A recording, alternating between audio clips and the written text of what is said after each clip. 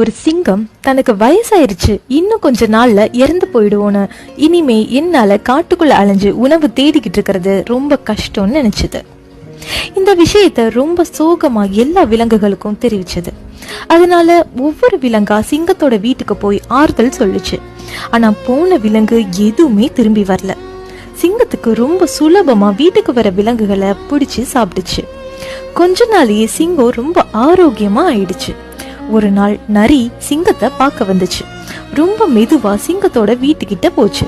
இத பார்த்துட்டு சிங்கம் சொல்லுச்சு, நீ ரொம்ப தூரமா இருக்க, என் பக்கத்துல வா, எனக்கு வயசாயிடுச்சுல, இன்னும் கொஞ்ச நாள்ல நான் சாக போறேன்னு சொல்லுச்சு.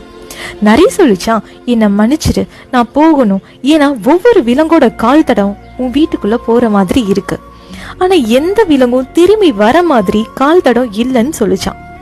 புத்திசாலியான நரி மத்தவங்களோட தவறுகளால எச்சரிக்கப்பட்டு உயிர் தப்பிச்சிருச்சு.